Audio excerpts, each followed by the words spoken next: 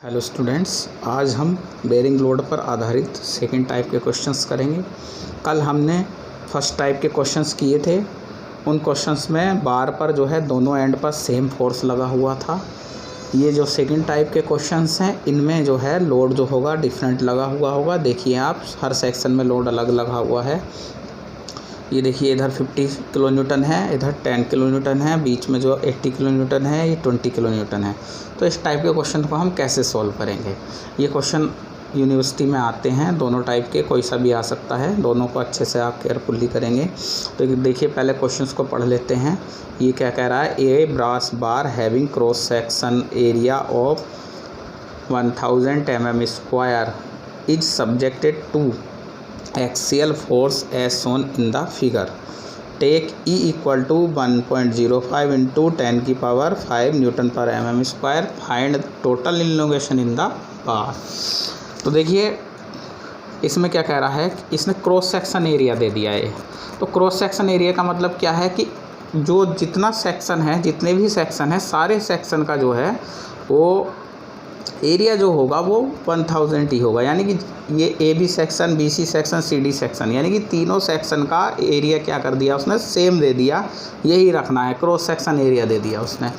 पिछले क्वेश्चन में उसने क्या किया था? एरिया नहीं दे रखा था उसने, हर सेक्शन का आपको क्या डाया दे दिया था। तो हमें हर सेक्शन का अलग अलग एरिया फाइंड आउट करना पड़ा था, A1, A2, A3। इसमें फाइंड आउट करने की ज़रूरत नहीं है क्योंकि इसमें जो है हमें क्रॉस सेक्शन एरिया दे रखा है, तो ये सब के लिए कॉमन है।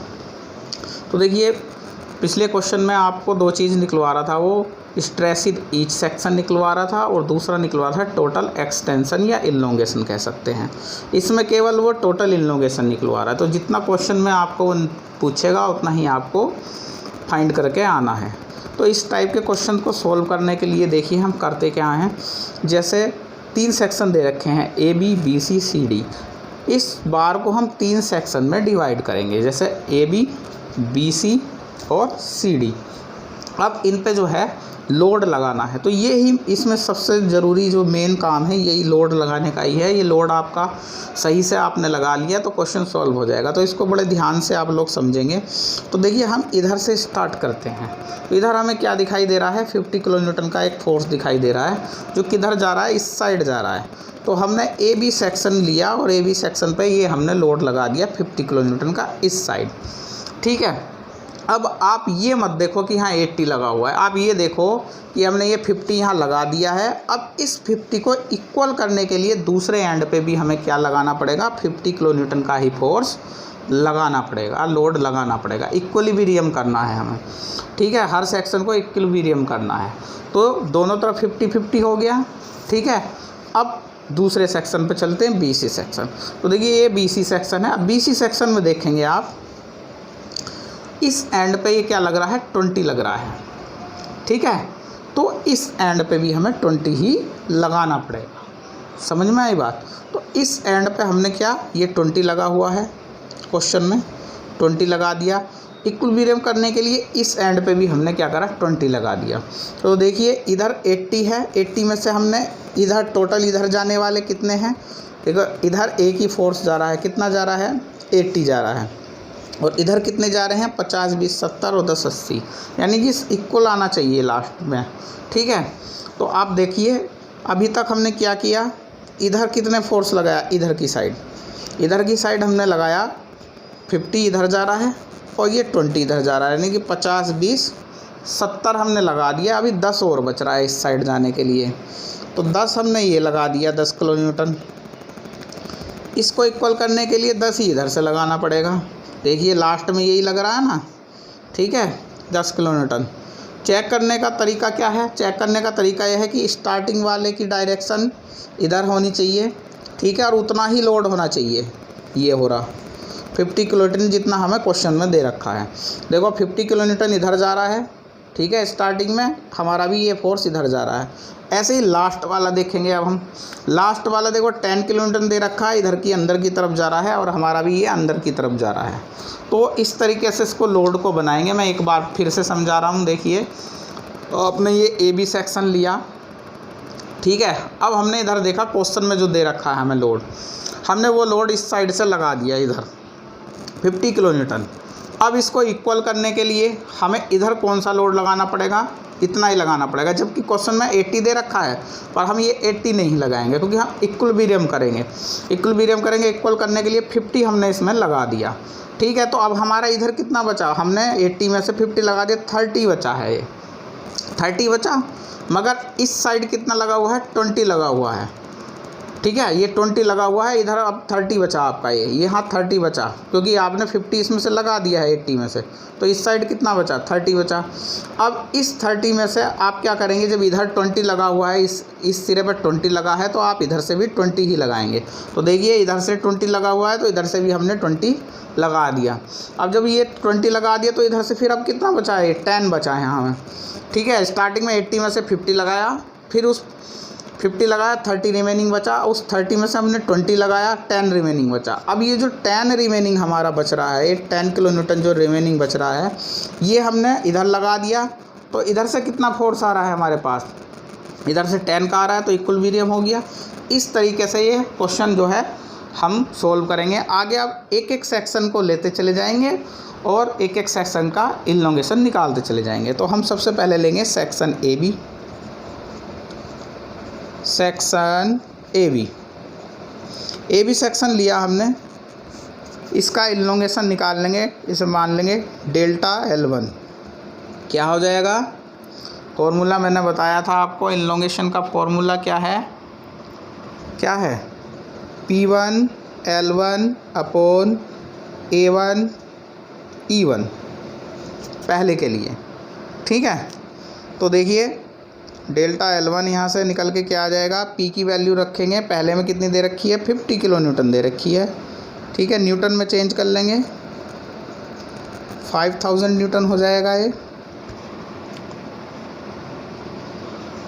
50 इंटू 1000 से इसको मल्टीप्लाई कर देंगे।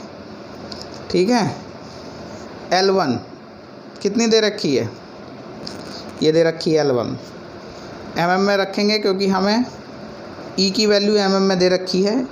A1 मैंने आपको बताया था, एरिया सबके लिए सेम है, 1000 आ जाएगा, इंटू E1 भी सबके लिए, यानी कि E उनने कॉमन दे रखा है यहाँ, तो E भी सेम होगा सबके लिए।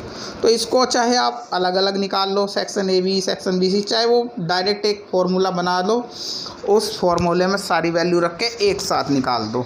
दोनों तरीके से इसको हम फाइंड आउट कर सकते हैं। मैं अलग अलग करके दिखा रहा हूँ आपको। ठीक है, यहाँ आपने इसकी वैल्यू रख दी 1.05, ठीक है, इंटू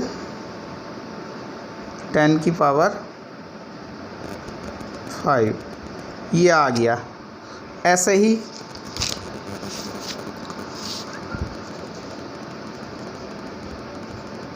सेक्शन बी सी का हमने ले लिया डेल्टा, इसे मान लिया L2। ठीक है, डेल्टा L2 मान लेंगे, तो डेल्टा L2 फिर वही फॉर्मूला लग जाएगा आपका, P2 L2 upon A2 E2। Value रख देंगे, P की वैल्यू क्या है, इधर 20 इंटू, इसको चेंज कर लेंगे, L2 की वैल्यू रख देंगे यहाँ, mm में ही रखेंगे। ठीक है, A2 की वैल्यू वही सेम हो जाएगी क्योंकि एरिया सबके लिए कॉमन होगा। ऐसे ही E2 की वैल्यू भी कॉमन ही होगी, इंटू 10 की पावर 5। ऐसे ही सेक्शन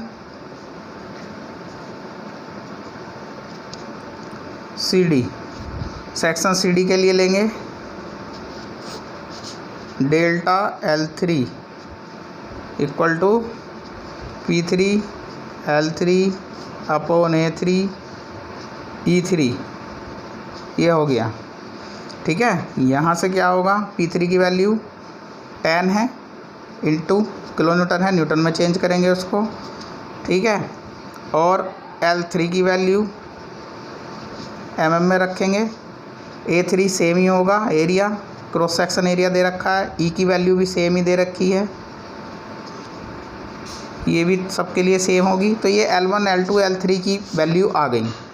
अब हम क्या करेंगे, टोटल इनलोंगेशन कह रहा है वो, तो टोटल इनलोंगेशन क्या हो जाएगा,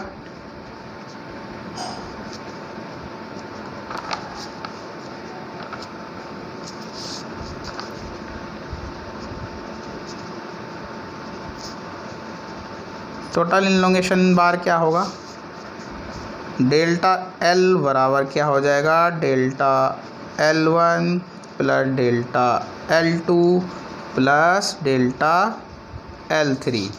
यहाँ वैल्यू रख देंगे सबकी, ठीक है। तो वहाँ से क्या आई थी हमारी 50 इंटू 1000 इंटू 600 अपॉन क्या आया था 1000 इंटू 1.05 इंटू 10 की पावर 5, ये L1 था। ऐसे ही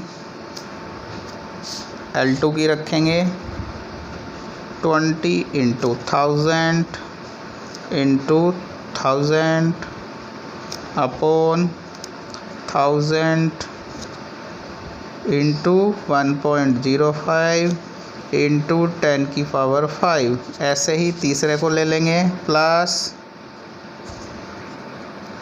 10 into 1000 into 1200 upon 1000 into 1.05 into 10 की पावर 5।